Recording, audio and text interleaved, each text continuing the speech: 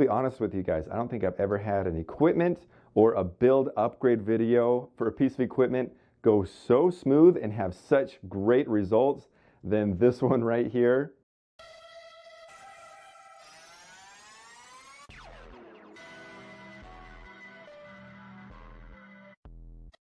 Welcome back to Self-Built. Today is an upgrade video. It's kind of an experiment because I have no idea if this is going to work, but I've got a good feeling about it. What I'm going to be upgrading today is my Smithmachine. My biggest complaint about my Smithmachine is when I go about 185 pounds or more, the drag really starts to kick in and it makes it really hard when you're pushing up on the weight, and when it's coming down, it's not nearly as much. It's not very even. And it's also not very safe in certain aspects when I'm doing really deep squats and I'm trying to get out of the hole. The easiest explanation is this is just a cheap Smithmachine, plain and simple. It doesn't have all the bells and whistles, and I'm sure a lot of other folks feel the same way, that Smithmachines aren't very cheap, and especially for a home gym, it's hard to put a ton of money into one piece of equipment. With this one, there are some plastic bushings on the top and the bottom that are worn out, they're not very efficient, and they just really get a lot of drag. Just looking at it up close, this pole is round and the bushings are square. That alone is going to make it so there's a lot of uneven wear, and it doesn't glide the best that it could be. So I've come up with a sweet solution for you guys. This is called a linear ball bearing. These are used on 3D printers, a lot of different machining things, and I didn't even know what these things were until I just kind of ran into it. I was Googling Smithmachine bushings, Smithmachine bearings, and one of these things showed up, and I was like, you know what? That would probably be exactly what I'm looking for, because look, it's round, and inside it's full of bearings. That'll really help it roll smooth, and it's got a little nylon circular sleeve. So everything should be just really in there nice and snug. So my first thing was, do they make one that's the right size? And after 2 different sizes, I did get it on the second size. I tried both 2 at the same time just to try to save on shipping time.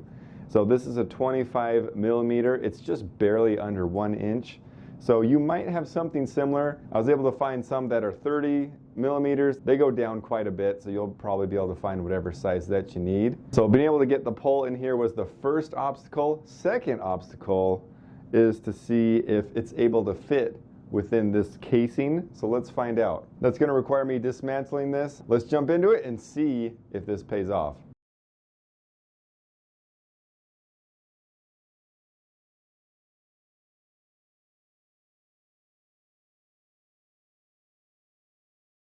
Here is a 25, so let's see how this fits right on. Oh, ho, ho. And there is no wiggle room, so I'm not even going to try the 30-inch. Oh my gosh, that glides so good. Whoa! Oh, this thing's not even oiled up or anything. So here's the first test passed. Second test is, let's see if it'll fit within the bushing, and if I need to somehow learn how to attach it inside so it won't fall out. So here's these amazing bushings that I have no idea how old these things are. Just a square hole for a round rod. I don't know how that made it past their engineering quality team, but that's where they're at. Next test is to see if this will fit in here. Somebody likes me. That is, looks like it's made for it. It's freaking perfect. Now you can get these in about half the length. I decided to get tall because I was thinking, hey, the more bearings, the more it's spread out, the easier it'll glide. And it'll fit perfect on both of these. There's very little wiggle. So my first idea of making it to how these will be fitting in there snug, because these really aren't wedged in there super hard. And to compare, it's like there's going to be so much more surface that it can be touching. Honestly, this first test I'm going to try is just wrapping a few layers of duct tape on here and just mushing it in and seeing if that'll work. If that doesn't work, I've got a much more professional and permanent way to try it, but let's see if that easy way will go. But let me take these off the other end and then see if duct tape's gonna work. When I first got these, they were greased on the outside, so I've cleaned that up. Otherwise, this duct tape would not fit or attach to it. It's a pretty good fit. I don't think this is gonna need very many layers of duct tape on here. So let's just see what we can do. So there's one. Let's just kind of keep track. There's 2 and 3. Let's see what 3 is like.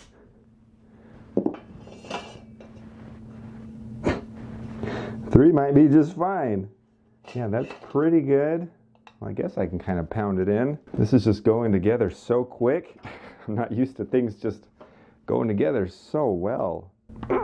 Well, maybe I'll pound it in here. We'll see how this thing... Yeah, this isn't going anywhere. All right, getting the mallet. All right, let's do the sensible thing. We'll have pieces of wood to protect the floor and protect this from getting smashed.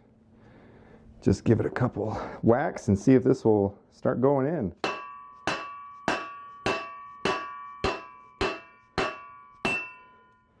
Man, that's just too easy.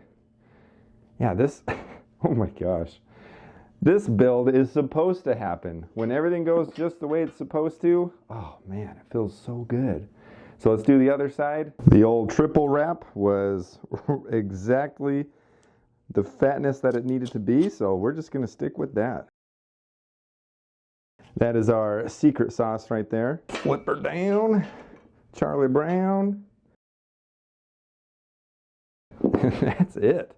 That looks so freaking cool with the black and the nice metal right there. Now I can tell you, before we even put this back together, you are going to lose, what is that, 1/4 of an inch range of motion at the very bottom of your Smithmachine. So if that's a big deal to you, just know that before you get into this. So now let's do this to the other side.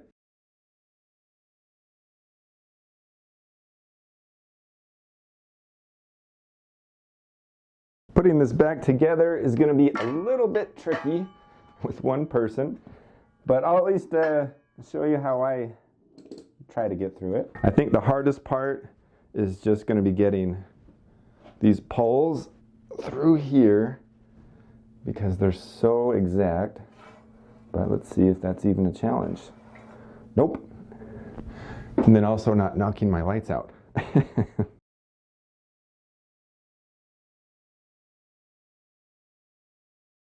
I can already tell that moving these bars is a dream compared to what it was before.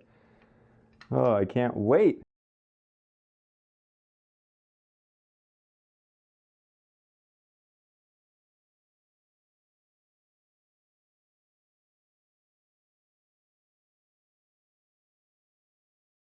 All right, let's see what this feels like. Real life reaction. Kind of nervous. All right, let's see how it feels. Man, noisy. Feels pretty smooth though. Let's try some other things. Okay. Wow. It's so smooth that it feels heavier than before because it doesn't have the drag. Sure is loud though. Holy cow. What happens if I push against it?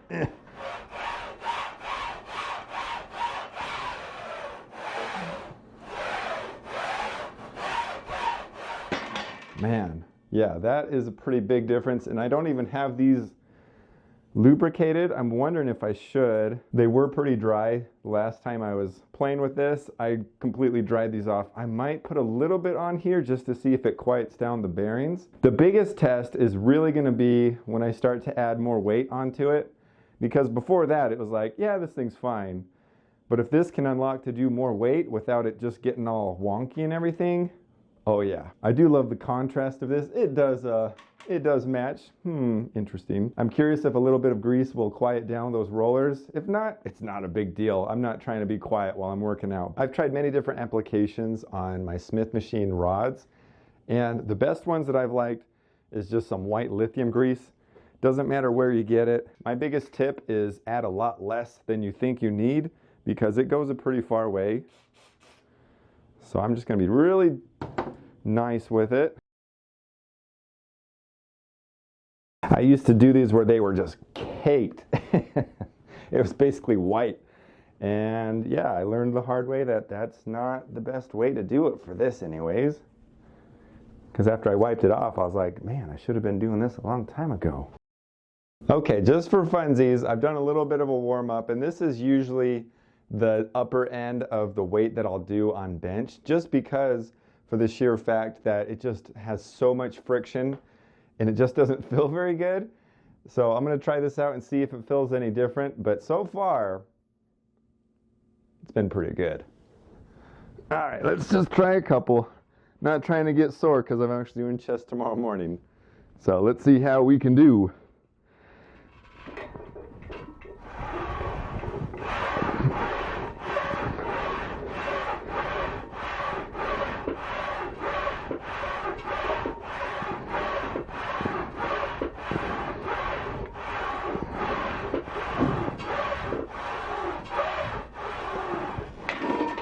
Yeah, I shouldn't be able to do that.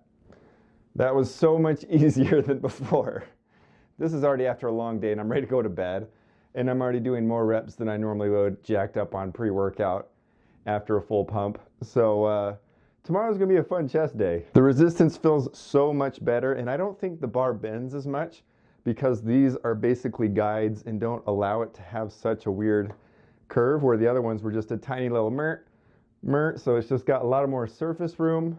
It's pretty dang good. Well, it goes to show that these linear bearings are no joke. They definitely make a big difference. So if your Smithmachine doesn't have that, if it's got these cheap crap little plastic bushings that aren't even the right shape as the pole, you might want to upgrade.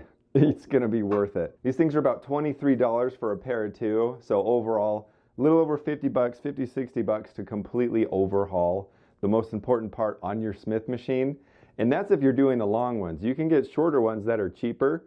So if you don't want the longer ones, then definitely give those a shot. But I'll leave a link in the description of both. I'll be honest with you guys, I don't think I've ever had an equipment or a build upgrade video for a piece of equipment go so smooth and have such great results than this one right here. For me, just randomly checking out the internet, finding out Amazon just happens to have some, ordering them, trying it out. The pole fits perfectly, and then voila, what do you know, it fits within the casing just as well. It just needs a little bit of duct tape. Like, come on. This build is meant for you guys. It wouldn't go this smoothly if it wasn't that way. So I hope you guys enjoy this video and check out your own home gym, or gives this some ideas of some new technology. I've got some ideas kicking with these things, so stay tuned for that one. I don't know what the weight capacity are on these things, but I figure everything else is probably going to be slowing me down before these things start to give out. But I'll keep you guys posted. I'm going to try more workouts, give you guys probably a month update or something like that. You let me know.